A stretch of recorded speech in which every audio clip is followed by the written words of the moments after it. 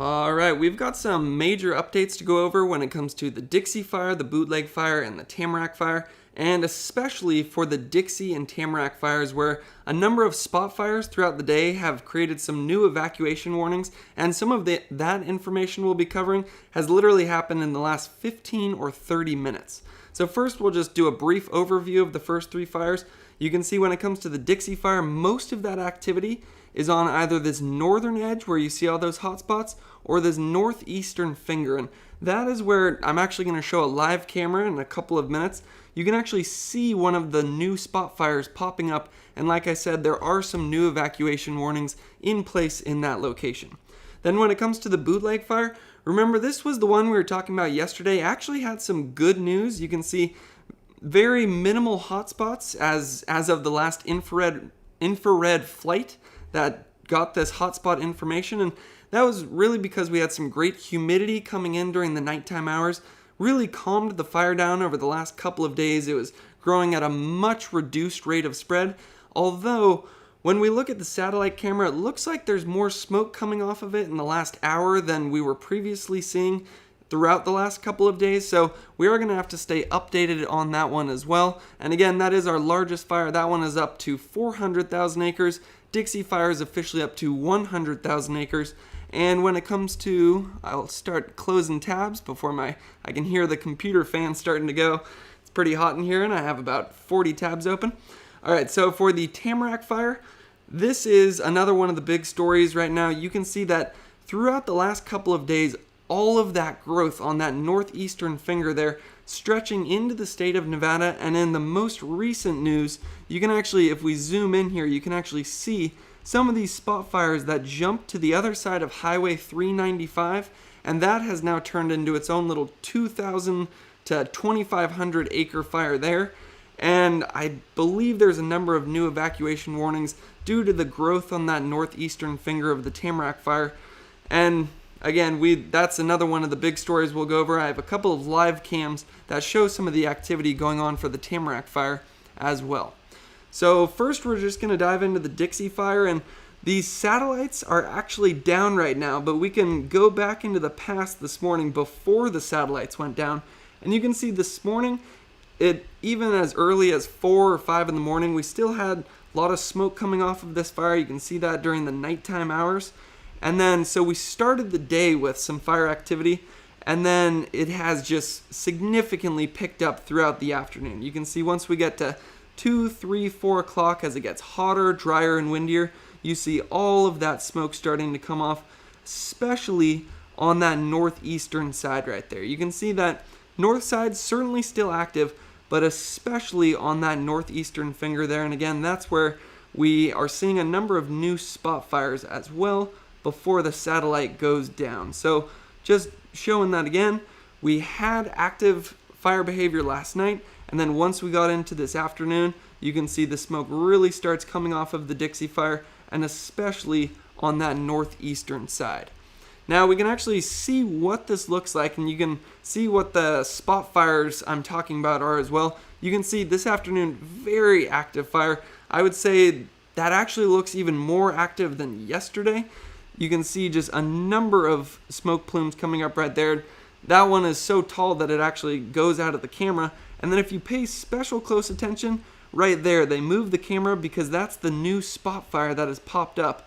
And if we actually want to see that one a little bit better, we can go to this imagery because it's a little more zoomed out. One thing I do notice is just how much fuel is in this area. The good thing, a lot of these trees actually look relatively healthy. In some of the other live cams, you can see just large strands of trees that are completely dead. And then right there, you see that spot fire pop up. And I believe that's part of the reason we have some new evacuation warnings in place. Just in case you missed it, we can just watch that again, because again, that is one of the things that is happening right now. You can see throughout the day, we had that large smoke plume coming up, some pyrocumulus clouds, and then right there, you see the smoke start, and then that turns into its own little fire. And that's really been a big story on all of our fires throughout all the ones that we've been covering. The fuels are so dry that all it really takes is one little burning ember or burning leaf or branch or anything to be carried by the wind, and then the fuels are so dry that there's about an 80 to 100% ignition rate with those little embers once they catch dry fuels that are, especially the dry fuels that are in the sunlight. And then right there, that's where you get a spot fire like that.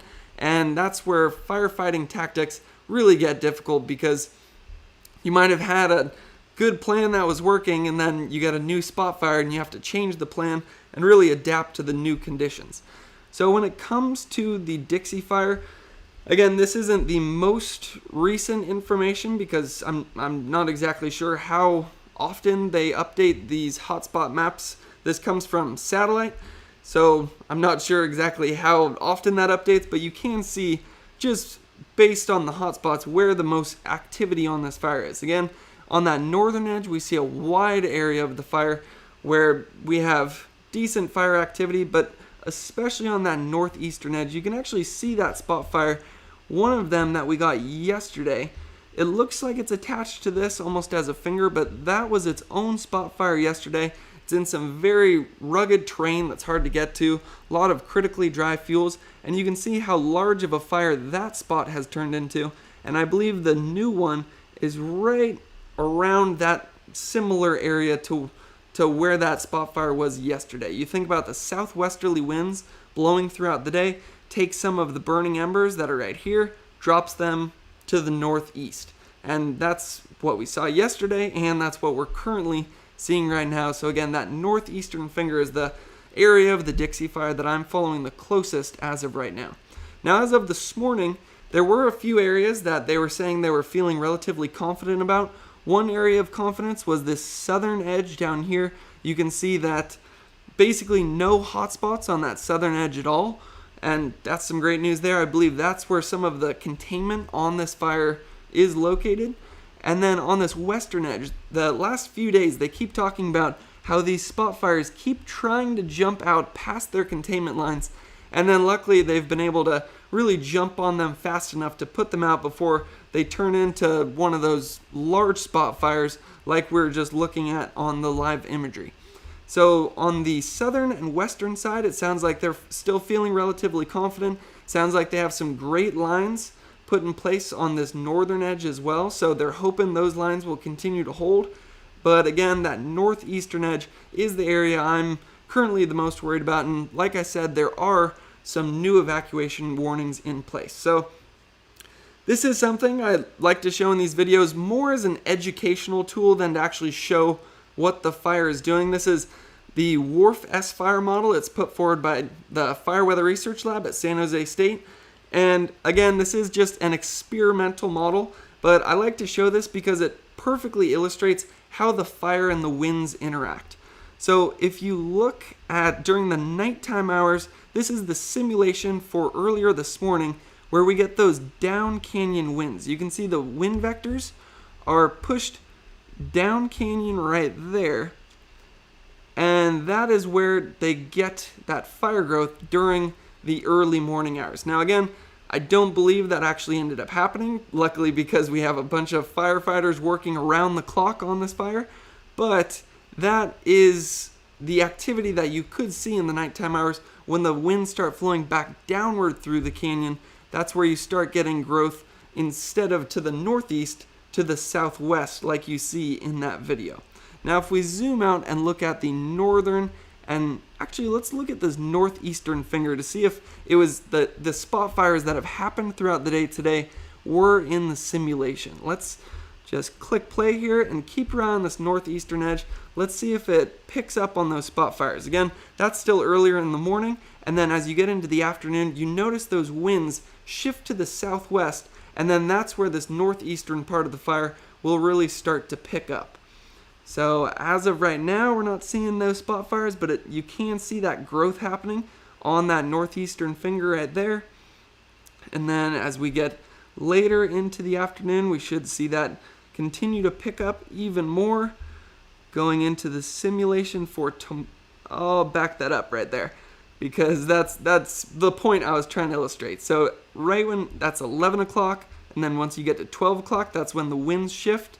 It starts getting hotter and drier, and then that's where the fire can start to push that northeastern finger forward like we're actually seeing right now. Again, This is, like I said, one of the top wildfire simulation tools in the world. We run it out of the Fire Weather Research Laboratory at San Jose State, and you can see how it has been simulating that growth on the northeastern finger.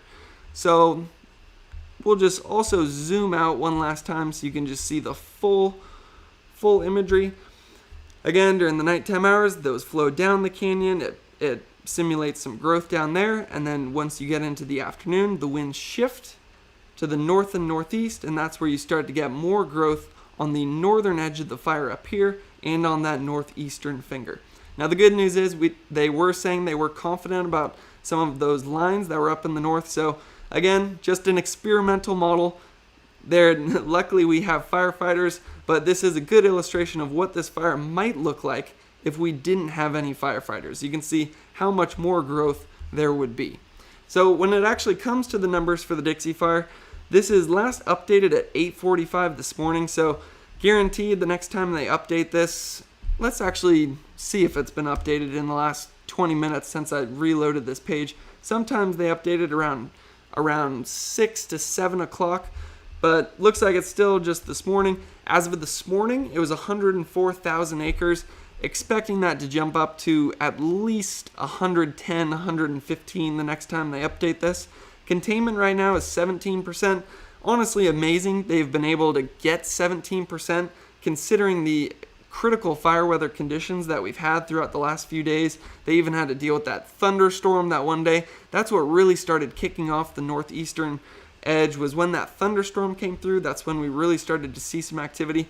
Again, when it comes to the evacuations, I purposely don't go over the evacuations because I'm not sure if they'll still be in place or what the updates will be by the time you're watching this video if you're not watching it live. So again, I put all those links in the description so you can find all the most recent evacuations by clicking on those links. And again, there have been some new ones in the last 15 to 30 minutes, I believe because of that spot fire and also because of some of that increased growth on the northeastern side. Now you can see that that number has been updated. We now have 8 structures destroyed, but it doesn't say how many personnel are on the fire. That's interesting. They might show that. Oh, there it is. They put it all in the same bar. So when it comes to the suppression efforts, there is a lot of resources on this fire right now, which is some great news because this is, I believe, the most active of the fires we're looking at throughout this video. Although Tamarack gives it a run for its money, that's for sure. But when it comes to the resources, we have 22 helicopters, 337 engines, 83 dozers, 55 water tenders, almost 4,000 personnel at this point, and 71 crews. And a lot of those crews are working around the clock, trying to really get some good lines in to protect our communities. And just, you might disagree with me when I say this, but given how large this fire is, given how critically dry the fuels are, how unfavorable the fire weather conditions have been, obviously you never want to see 8 structures destroyed, but our firefighters have been doing an amazing job so far when it comes to the Dixie Fire.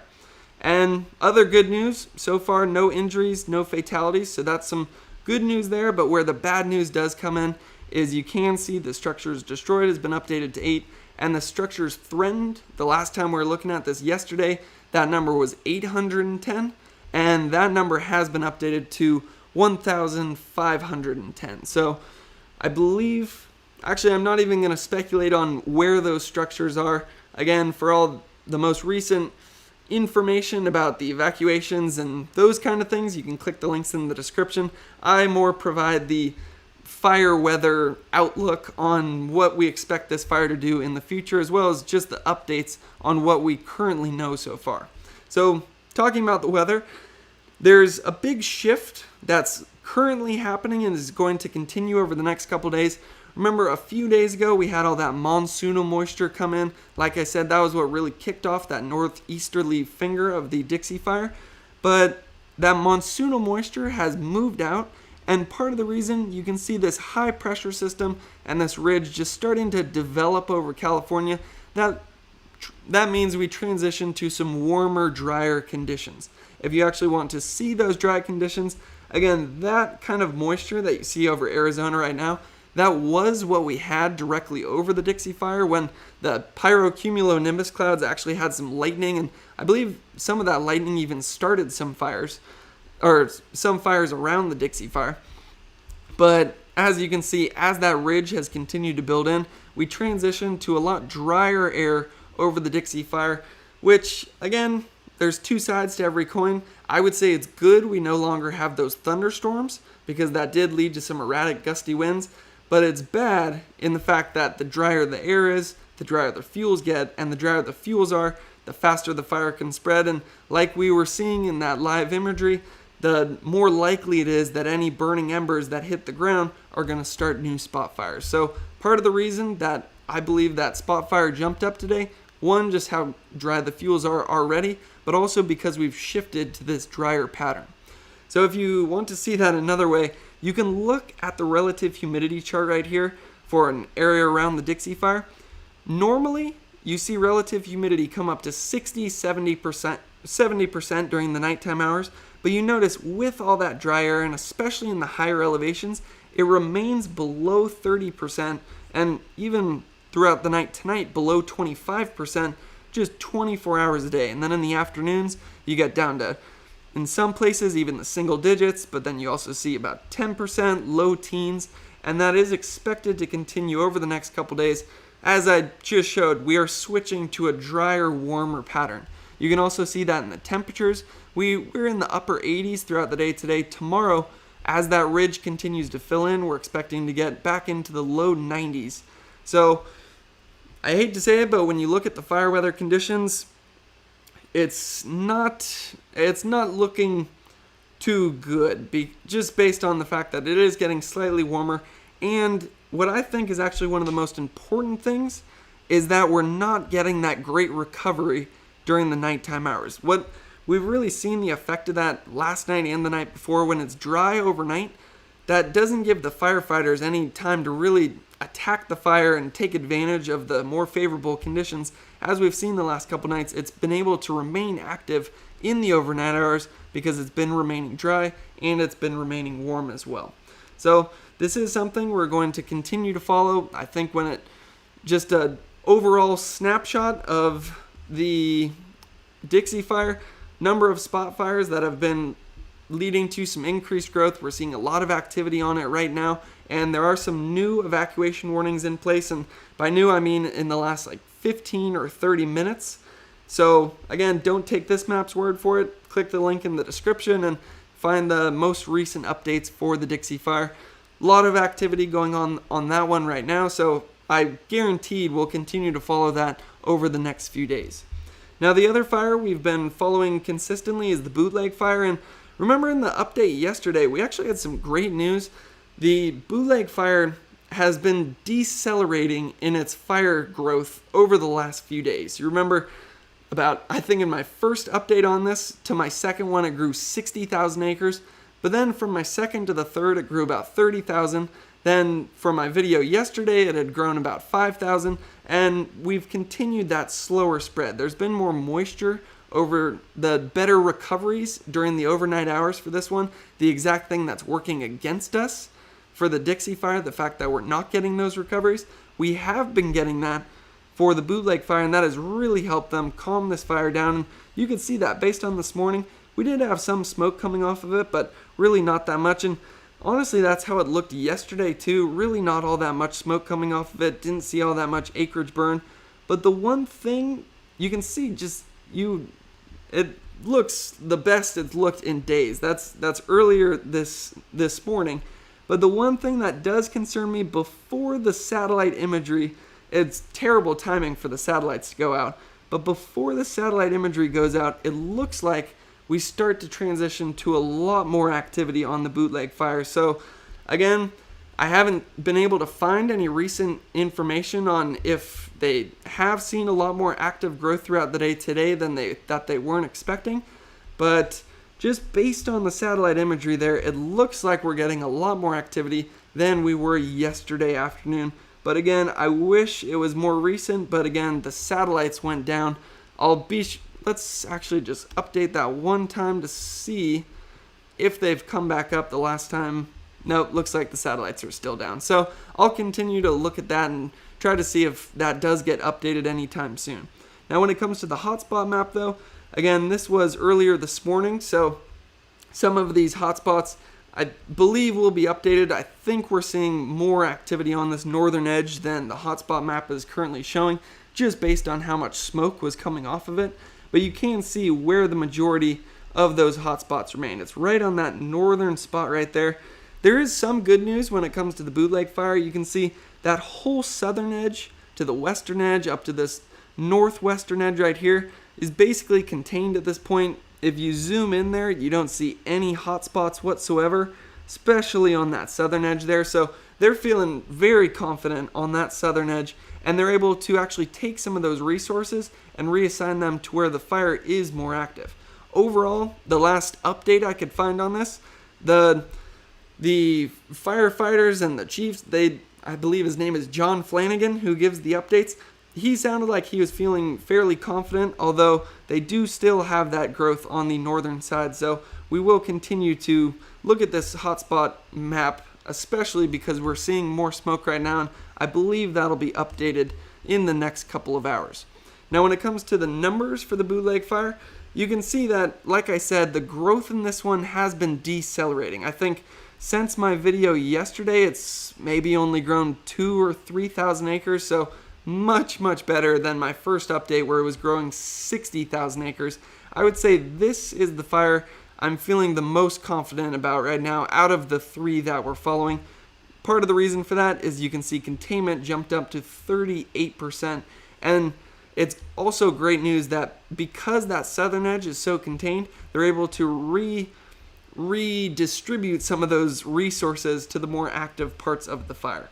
So when it comes to the Bootleg Fire, like I said, they had some favorable conditions over the last few days. You can see that right there. Relatively stable air mass, good humidity recovery for the past few days. That means you get that rise in humidity during the overnight hours. That's partly what's helped them really get some great containment on this over the last few days. But you can see, I believe they'll show it somewhere, that we are transitioning to a warmer and drier pattern. Up there it is. A steady warming and drier trend is expected. So the same thing that I was showing for the Dixie Fire is the same thing that we're expecting for the Bootleg Fire. And that trend looks like it's already started this afternoon, just based on seeing more smoke on that fire right now than we were seeing yesterday when we did still have some of that moisture. As of right now, it looks like there's more smoke, and I believe it's because that warming, drying trend is coming in. So if you want to see exactly why that's coming in, there's that high pressure system there. It's actually the same high pressure system that funneled that moisture into California and Oregon just a number of days ago, but now it's actually starting to turn into a ridge over California and also into Oregon as well. And as that happens, we just get warmer, drier conditions. If you actually want to see that drier air moving over the Bootleg Fire, you can see that's what it looked like a couple days ago, what we see in Washington right now. That moisture was over the Bootleg Fire. That's what really helped them. It went from 60,000 acres a day of new growth to about 4,000 acres a day of new growth, partly because of that moisture. But you can see that those favorable conditions when it comes to the moisture in the air has certainly changed. All of that moisture is moving out of really the entire Pacific Northwest, and you can see as that ridge builds in, we shift to a much drier pattern. So when it comes to the most important fire weather variables, again, we always look at temperature, winds, and humidity. Those are the top 3 for identifying how the fires might change, and you can see that warming, drying trend come in. Today, we're starting to see some of that warming and drying, getting to around 16% relative humidity, but then for tomorrow's forecast, you can see as that dry air moves in, we're back into the low teens when it comes to our humidity.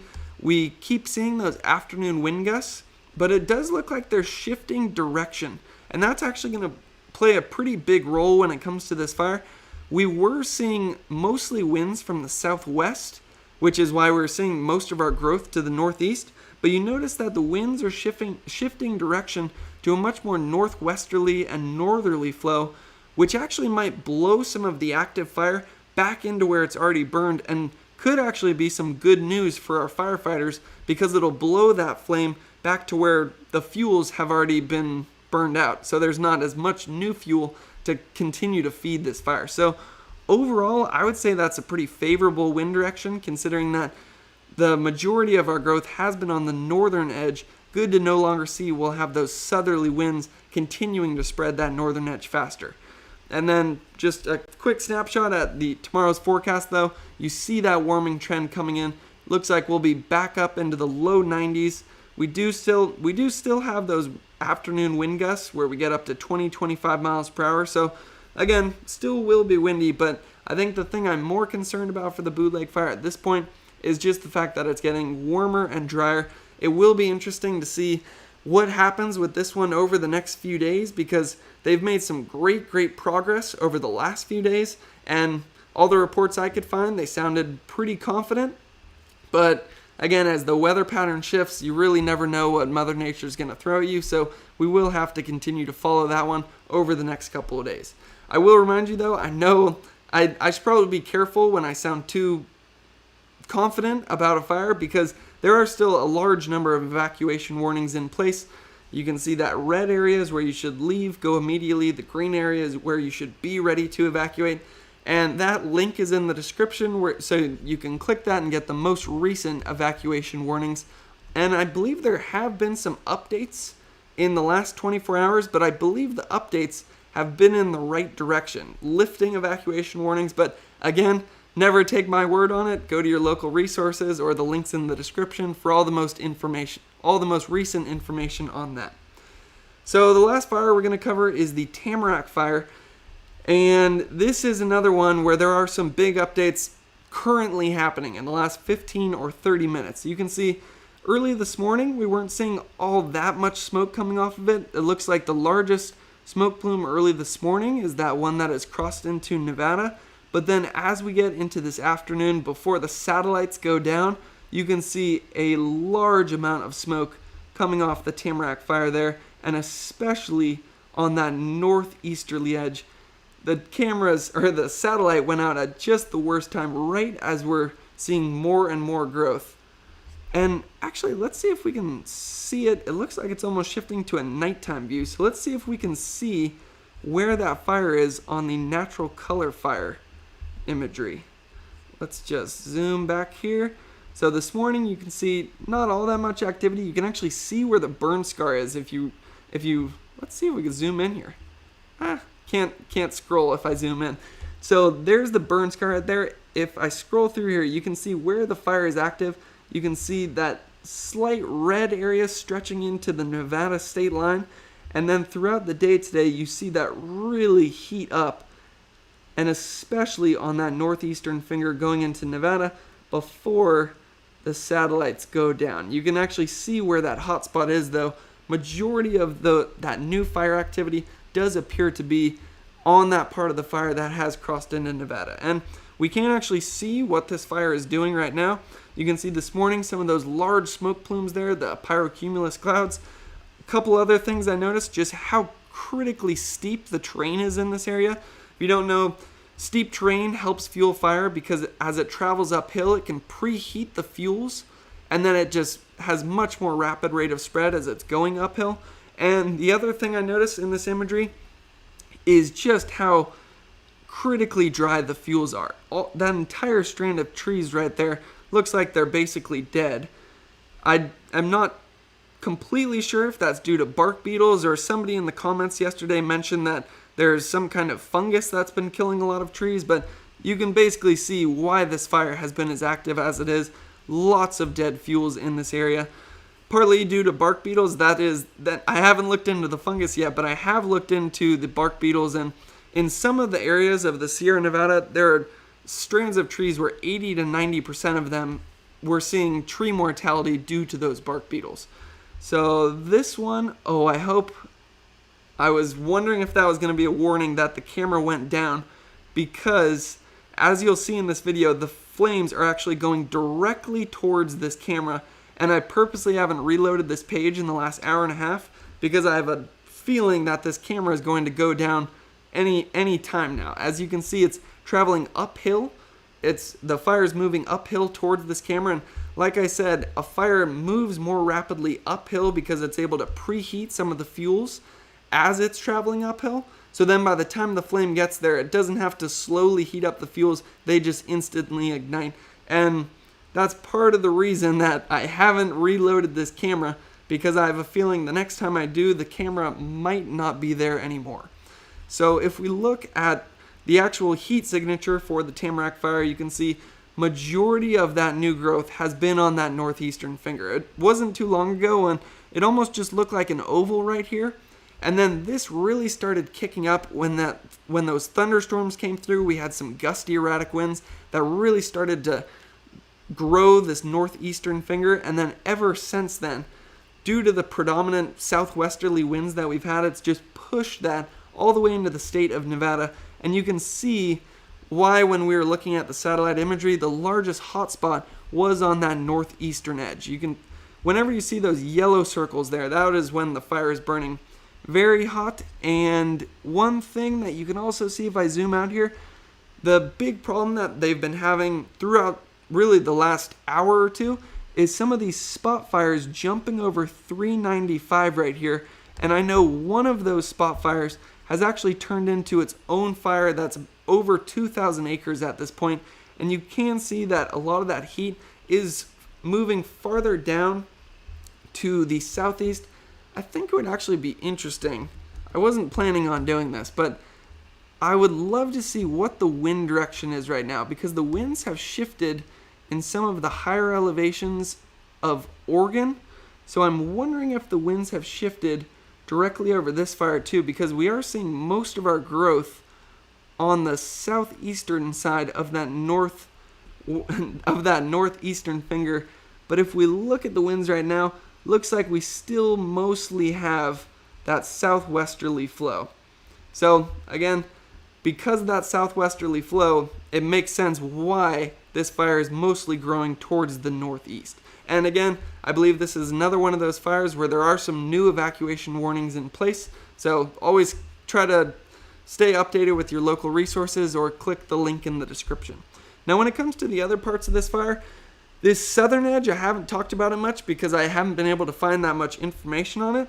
But the reason I haven't been able to find that information on it, that much information, is because there's actually no crews down here right now, because it's just moving very slowly at this point. So they want to really use all their resources as wisely as they can. So they've really been directing those resources to the highest priority areas. One of those is that northeastern edge there. Another one is in, I'll turn off the perimeter so we can actually zoom in here. Another one of the top priorities is just continuing to strengthen the lines around Markleyville. I purposely turned off the perimeter because it makes it look like all of Markleyville burned down, but that is not the case. They were able to get some great lines in there. They're basically just patrolling and mopping up in that region right now, and you can actually see no recent hotspots around that entire area. So that is some great news there for Markleyville, although that does remain one of the top priorities to continue to protect those structures. Now, another one of the top priorities, we'll turn the perimeter back on, is on this northwesterly edge right here. There are a couple of structures in this area. They did get some great containment on this part of the line right here, but again, now they're moving some of those resources over here to really get some containment and protect the structures in this area. That's another one of the key priorities, although again, the top one is this northeastern finger here, where we are seeing the most active growth right now. Like I said, spotting as well. Just in case you're new to the live stream, spotting is where you take some flames or some burning embers, burning twigs, burning branches that are part of the main flame. You pick them up with the wind, you throw them out ahead of the fire, or in this case, across Highway 395, and then it starts a new little fire that has currently grown to 2,000 acres. So that is the top part of the Tamarack Fire that I'm personally following right now. That northeastern edge that you can see is now moving into Nevada, or I should say has moved into Nevada. So as of 26 minutes ago, this fire is 50%, or not 50%, that may take a while for this one given the critically dry fuels and the steep terrain. It's currently at 50,000 acres, but we do have 4% containment. Again, that containment is on that little area of the fire right there. And that's up from yesterday. Yesterday we're still at 0% containment, so we can take that as some good news. When it comes to the personnel on this fire, you can see we have 1,200 personnel. We do have some new containment, but again, this is one of the most active fires we are currently looking at right now. Crowning, where the fire is moving along the treetops, it can actually be independent from the surface fire below. I think the big factor throughout the day today has been that spotting that we've been seeing, and also those uphill runs that we were actually looking at on the camera, where it was doing an uphill run towards that camera. And then I think the other big factor when it comes to this fire is just how critically dry the fuels are. Before we look at the fuels though, I do want to just show where that containment is. I know I mentioned it a couple times, but it's where that black line is along the fire perimeter. That is where we got that 4% containment that we have seen increase in the last few days. So whenever you get containment, that's some good news, because then part of that crew will just be able to mop up and patrol, and part of that crew can be deployed to some of the more high priority areas of the fire, like that northeastern edge that is currently leading to some new evacuation warnings. So when it comes to the weather pattern, you can see that we're seeing that same warming, drying trend that we were reporting on the other fires. You can see tomorrow afternoon, we're basically through this afternoon, so we'll just focus on tomorrow at this point. Tomorrow afternoon, we're expected to get back up into the upper 80s. Looks like the winds are shifting direction for really the whole lifetime of this fire. It has been mostly blowing from the southwest, so that's why that northeastern finger has been taken off. But it looks like tomorrow afternoon, we're shifting to a more northwesterly direction. So it'll be interesting to see what that does to the fire. I know that's a big reason that their top priority right now is getting some line around that northeastern finger, because a line between that and some of the structures that are to the southeast of that finger would be critical over the next 24 hours. But just a snapshot of our fire weather conditions, getting slightly warmer and slightly drier over the next 24 hours. That shows it's just dropping down to 19%, but I am seeing some observations getting down as low as 10 to 20%. So warm, dry in this area. We do have those winds pushing the flames forward and starting new spot fires as we were looking at. But I think what might be even the bigger story when it comes to this area, one, it's that steep terrain, but two, it's just how critically dry the fuels are. And this is actually something that's a big story for all of our fires. You can see this shows fuel moisture. Again, the reason that's important is because the drier the fuels are, the easier it is for new spot fires to start, and with the fires that have started, it's much easier for them to spread. And you can see that due to the drought that we've been seeing continuing to grow over the last couple of months, we had a pretty poor winter, only about 50% of rainfall, at least throughout the state of California. You can see that basically the entire southwest into the Pacific Northwest is at critically dry fuel levels. I actually wasn't planning on showing this, but I think this actually perfectly illustrates what I'm trying to say. This is the Fire Weather Research Laboratory. This is where I'm currently a graduate student, and part of what we do for our research is we actually go up into the mountains and we sample fuels. You basically cut them, put them into a can, weigh them, put them in an oven for 24 hours so all the water evaporates, and then you weigh them again, and it basically tells you how much water was in the fuels based on how much evaporated, which is why it's so much lighter the next time you weigh it. And I think this basically summarizes what I'm trying to say right here. If you look at that green line, that's the average fuel moisture values. That red line is the previous lowest values we'd ever recorded going back to when we started this data set at 2009. And that blue line is where we currently are. And I know this isn't just our station or our lab that is reporting this. I know a lot of other stations throughout California and in the Sierra Nevada have been reporting the lowest fuel moisture contents that they have ever seen. So again, you can actually see that on this map where we have those critically dry fuels. And again, the main reason for those dry fuels is because we only received about 50% of our rainfall, I believe about 65% of our snowfall. A lot of that snow melted a lot earlier than it usually does, so it doesn't slowly return some of that moisture to the Sierra Nevada. And because of that, you can see 85% of the state of California is in that extreme drought category. So I think that's the biggest factor when it's come to the Tamarack Fire, but as I said, that's a big factor really for all the fires that we've been covering, especially when it comes to those spot fires. The drier the fuels are, the more likely it is that one of those is able to catch. And just the overview of our fires, that spot fire action we were just talking about has been playing a big role on the Dixie Fire. That was the spot fire that started yesterday, and in the live camera, you can actually see a new one has just spotted up in the last 2 hours. So that has led to some new evacuation warnings on the Dixie Fire. That is the one that I'm certainly going to be keeping a close eye on over the next 24 hours. I'll definitely be doing another update on that one tomorrow once the more recent information comes out. Then when it comes to the Bootleg Fire, again, this is the largest fire that's going on. It's reached about 400,000 acres, but the good news is over the last few days, it's been slowing down in how much it's spreading each day. I believe it only grew about 2,000 acres yesterday compared to the 60,000 acres it was growing per day at the beginning of this fire. And you can see reduced amount of hotspots, although we were seeing more smoke on the satellite imagery this afternoon than we were seeing yesterday. So I will stay updated on this one to see if it has picked up as the warmer, drier conditions have moved in. Then when it comes to, oh wait, that's not what we wanted to look at. Last update on the Tamarack Fire. Let's just zoom in here. Computer about to give up on me. It's been a long live stream with a lot of tabs open. But if we zoom into the Tamarack Fire, final update on that one. Most of our winds throughout the last few days have been to the southwest, and you can see how that has just pushed the northeastern finger of that fire into Nevada.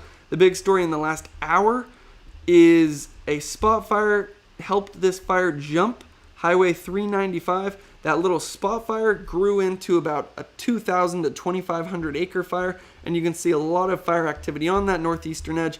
So that is the one I'm going to be watching the closest, and we'll see exactly how much longer we will be able to watch this fire, because as you can see in this imagery, it looks like one of the cameras that we use to look at the Tamarack Fire is about to be burned over. I'll continue to refresh this page to see if that ends up happening and if those flames do come up this hill. And if you want to see the updates on that, I'll continue to post updates of this on Twitter throughout the next couple of hours as this develops. And also I do little 1 minute quick update and forecasts on all of these fires, just really doing the snapshot, very concise 1 minute update and forecast on all these fires. So you can go to Holt Hanley Weather on Twitter to see that. So again, when it comes to all these fires, always stay updated with the most recent information, and hopefully this video has been helpful. My thoughts and prayers go out to everybody who has been affected by these fires, and thank you for watching.